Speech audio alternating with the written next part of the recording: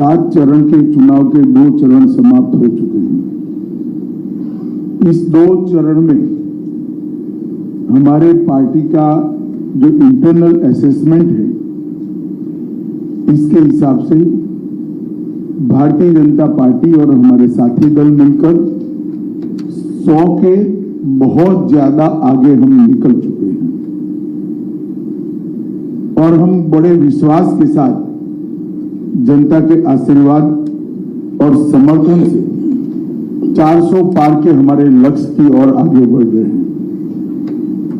आसाम, बंगाल, उत्तर प्रदेश, मध्य प्रदेश, राजस्थान, छत्तीसगढ़, उत्तराखंड, ये सभी राज्यों में हमें बहुत बड़ी चुनावी सफलता मिलती हुई दिखाई पड़ती है।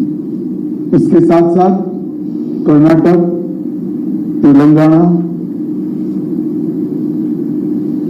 आंध्र, केरल और तमिलनाडु, इसमें से कर्नाटक,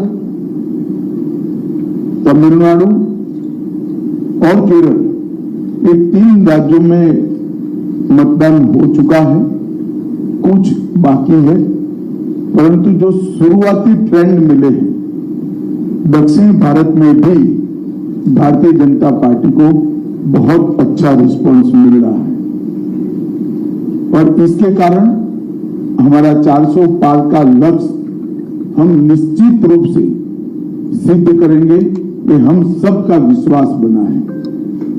मित्रों, आप जैसे जानते हैं, कुछ दिन से कांग्रेस पार्टी ने हमारे 400 पार के लक्ष्य को ट्विस्ट करना शुरू किया है। उन्होंने एक प्रकार से 400 पार के लक्ष्य को संविधान बदलने के लिए ये लक्ष्य है और दूसरा एक अपप्रचार कर रहे हैं कि भारतीय जनता पार्टी 400 पार करने के बाद आरक्षण को समाप्त कर देगी। ये दोनों चीजें निराधार और तथ्यहीन है। भारतीय जनता पार्टी को पूर्ण बहुमत इस देश की जनता ने 2014 में भी दिया, 2019 में भी दिया। हम 10 साल से पूर्ण बहुमत के साथ की सरकार चला रहे हैं। हमने पूर्ण बहुमत का उपयोग कांग्रेस की तरह इमरजेंसी डालकर लोकतंत्र का गला घोंटने में नहीं किया। इमरजेंसी डालने के लिए, लोकसभा का टर्म एक्सटेंड करने के लिए, संविधान बदल करने में नहीं किया। हमने पूर्ण बहुमत का उपयोग धारा 370 को समाप्त करने में किया, ट्रिपल तलाक को समाप्त करने में किया, अंग्रेजों के कानून बदलकर भारतीय संस्कार और भारतीय पद्धति के कानून लाने में किया, कोरोना के खिलाफ लड़ने में किया और जब कोर्ट से जनादेश मिल गया तो राम मंदिर के निर्माण में भी हमारी सरकार ने पूरी अनुकूल जमीन तैयार करने में अपनी भूमिका करी। कांग्रेस पार्टी एक झूठ फैलाकर जनता के बीच में भ्रांति पैदा करना चाहती है। मैं ये बात स्पष्ट कर देना चाहता हूं कि Bharatiya Janata party ST, SC, OBC के आरक्षण की समर्थक है और हमेशा इसके संरक्षक के रूप में अपनी भूमिका निभाएगी। ये बात नरेंद्र मोदी जी ने भी कई बार सार्वजनिक भाषणों में स्पष्ट की। एसटी, एससी, ओबीसी के आरक्षण में किसी एक राजनीतिक दल ने अगर डाका डाला है तो वो कांग्रेस पार्टी ने डाला है। सबसे पहले उन्होंने संयुक्त आंध्र प्रदेश में मुसलमानों को रिजर्वेशन दिया। वो रिजर्वेशन के कारण ओबीसी का रिजर्वेशन कटा।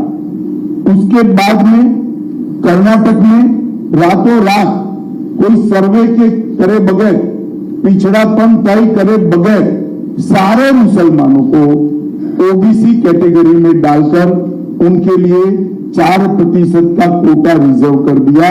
इससे भी पिछड़ा वर्ग का रिजर्वेशन कटा है।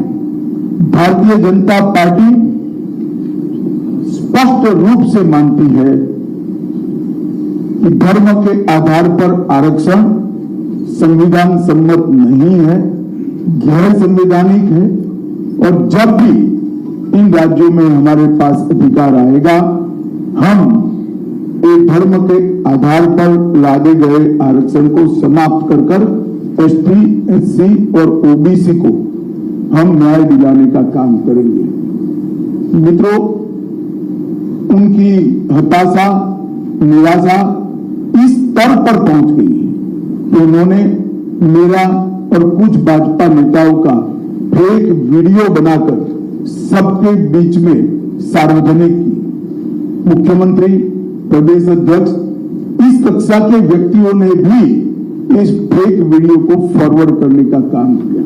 अब स्पष्ट हो चुका है। सौभाग्य से मैं जो बोला था उसका भी रिकॉर्डिंग हुआ था, तो वो रिकॉर्ड हमने सबके सामने रखा।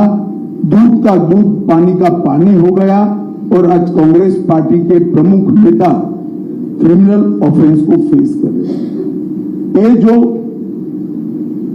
कृत्य है वो उनकी हताशा और निराशा का द्योतक है। जब से राहुल गांधी कांग्रेस की कमान संभाले हैं, राजनीति का स्तर नीचे नीचे नीचे ले जाने का काम कर रहे हैं और ये इसका चरम लोकसभा में चर्चा न हो देना, राज्यसभा में बहिष्कार करा देना, शोर शराबे करना और निराधार झूठ बोलकर प्रजा में भ्रांति फैलाने का काम लगातार उनके नेतृत्व में कांग्रेस पार्टी कर रही है।